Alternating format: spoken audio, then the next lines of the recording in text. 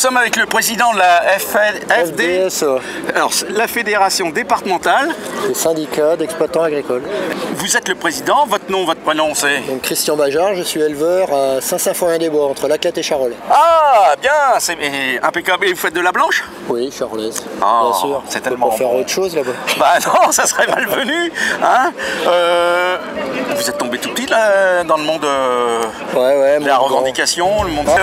Pas tout à fait tout petit, dans l'agriculture sûrement, puisque mon grand-père et mon père étaient agriculteurs. Par contre, le syndicalisme, bon, j'ai quand même milité dans les organisations des jeunes agriculteurs. Ah oui. Et puis ensuite, je me suis intéressé un peu à la filière, et puis je suis revenu au syndicalisme un peu plus tard. Et alors, il y a longtemps que vous êtes à la tête de la fédération départementale? C'est la 4e ou 5e année. Aussi. Ah oui, d'accord. Mais ça n'a pas été trop difficile pour l'ancien de trouver un successeur? Bon, c'est toujours compliqué de se lancer dans des responsabilités. On a quand même une ferme à faire tourner à côté. Quoi. Ah oui, vous avez un gros bureau? Eh ben, on a un bureau où il y a des papiers dedans. Après, ça dépend quel bureau vous parlez. Non, moi je parlais du bureau de la Fédé. Oui, on a une bonne équipe quand même. Ah, qui vient de tout le département? On est dans l'idéal, c'est qu'on ait l'ensemble des productions et l'ensemble des territoires. D'accord, vous avez aussi des viticulteurs? Oui, on a des viticulteurs. Ouais, c'est bien, c'est un peu le pays, hein, la Saône-et-Loire.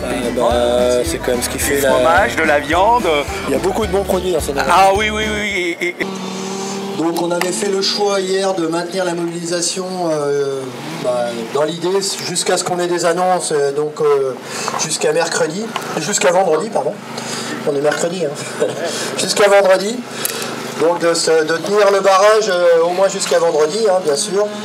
Donc ça demande bien évidemment beaucoup d'efforts de tout le monde, je sais, à une période qui n'est pas si simple que ça. Maintenir les tracteurs en place. Donc on doit avoir encore autour de 75 tracteurs, donc ça c'est bien. Les mobilisations ailleurs, hein, vous avez vu autour de Lyon, toutes les autoroutes doivent être en blocage ou en train, il ne reste plus qu'une à bloquer je crois. Sur la partie nord, Beaune, il y a des blocages, et puis après quand on remonte vers Paris, tout le tour de Paris, il y a une ceinture qui est en place aussi sur les autoroutes d'accès à Paris, surtout dans le sens pour rentrer à Paris, quoi. Donc voilà. Je vous redis que l'ensemble des productions sont mobilisées. En ce moment et ce soir, il y a une action des viticulteurs sur Mâcon autour de la préfecture. Pareil, pour les mêmes raisons, et je pense qu'ils vont nous rejoindre ensuite après leur action.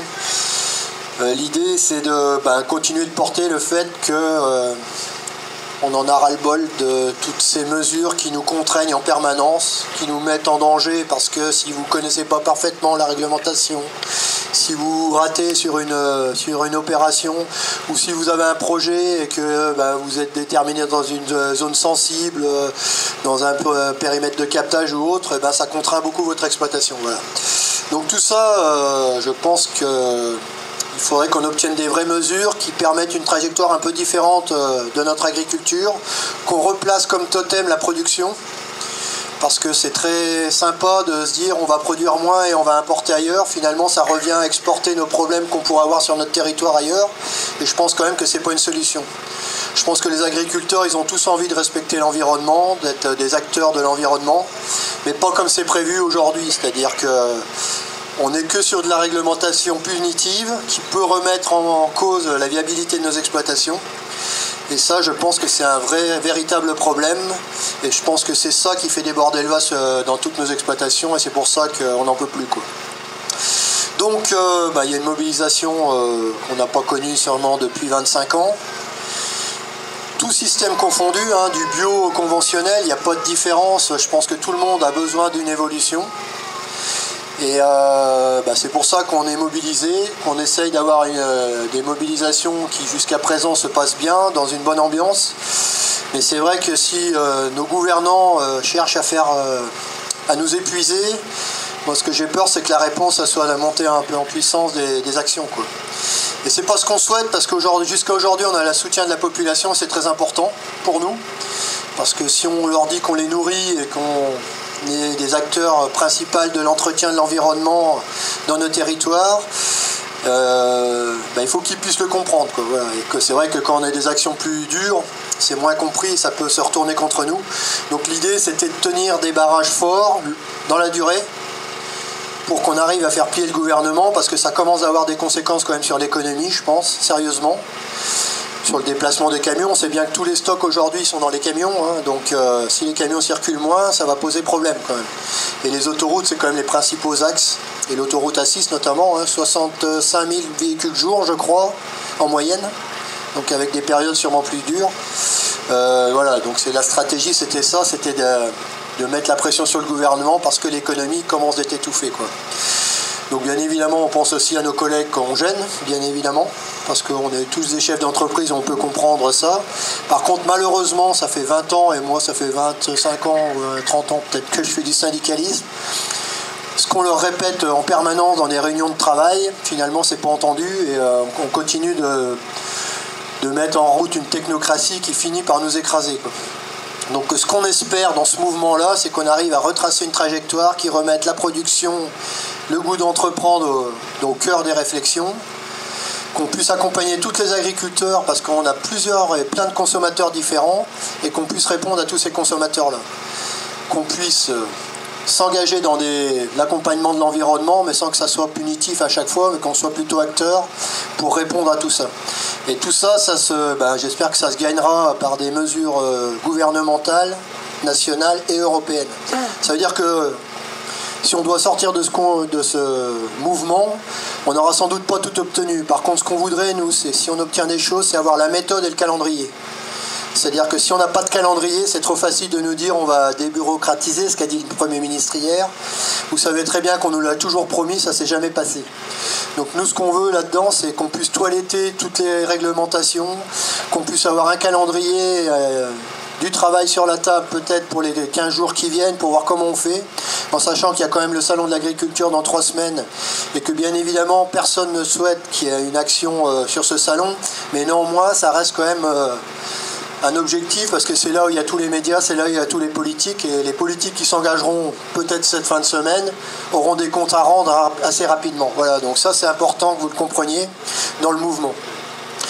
Que dire d'autre qu'il y a tellement de jeunes aussi dans nos mouvements, et on le voit souvent les soirs parce qu'ils tiennent plus longtemps que les plus anciens.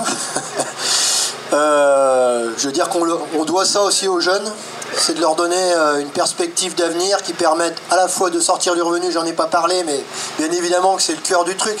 C'est-à-dire qu'on peut faire des choses et des évolutions dans nos exploitations si on a du revenu, qu'on s'engage sur la réduction de normes et en tous les cas qu'on arrête toute cette bureaucratie de diagnostic dans tous les sens, d'engagement, du peur le matin de ne pas avoir coché la bonne case avant d'avoir commencé de travailler.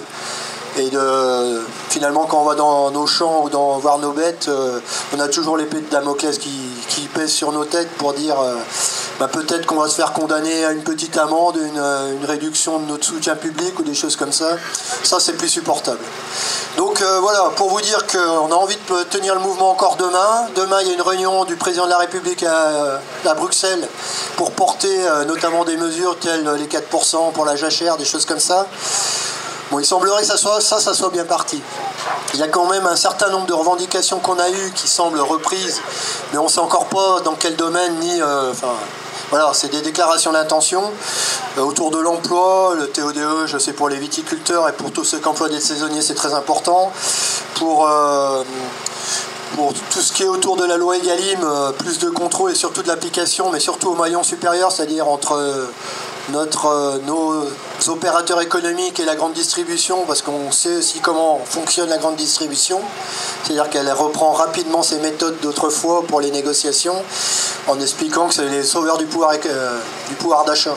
En fait, ni le consommateur ni le producteur en profitent. Je pense que si on regardait bien la fortune de la grande distribution et les aides PAC qui ont été distribuées, je suis pas sûr que ça soit pas eux qui soient un peu mis beaucoup de choses dans la poche. Donc tout ça, c'est des sujets.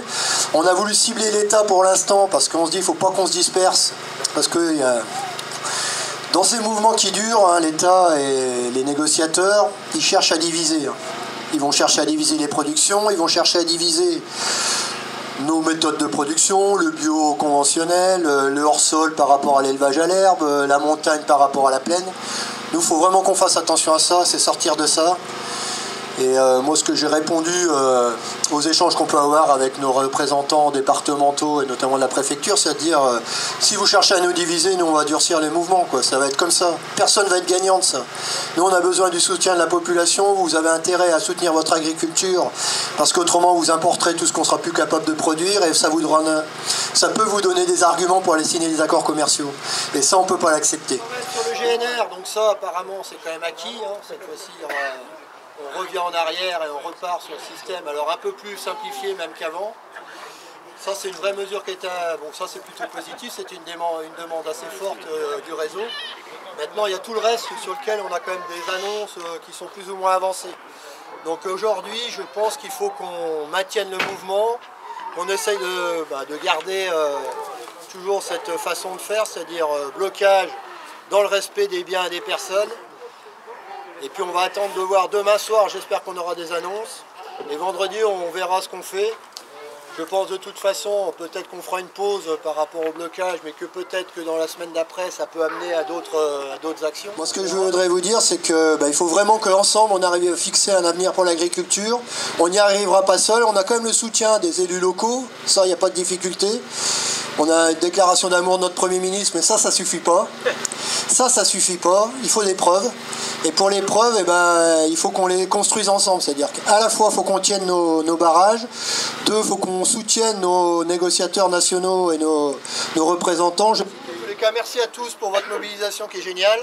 Merci pour l'ambiance qu'il y a sur ce site, parce que franchement, on y passe du temps, mais c'est plutôt agréable parce que ça permet de causer de plein de choses.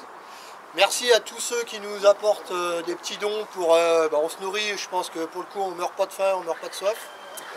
Donc ça, c'est très bien. En plus, c'est des produits du coin, donc on est bien rassurés. C'est exactement ce que les agriculteurs sont capables de faire. Donc les JA, la FENE, en tous les cas, on essaye de maintenir ce mouvement. On essaye d'accompagner ce qui se passe ailleurs, ce qui va se passer sur Mâcon ce soir. On a plutôt fait le choix de ne pas trop se disperser pour l'instant, parce qu'il faut aussi gérer les troupes. Il faut quand même, si on veut avoir un peu de crédibilité, il faut qu'on soit du monde sur le site, quoi, voilà. Donc merci pour ceux qui ont amené les tracteurs, qui ont fait le voyage. Ils laissent leurs tracteurs sur une semaine, c'est quand même génial. Voilà, qu'est-ce que je peux dire d'autre? Je crois que vous pouvez vous applaudir pour la mobilisation et puis on continue.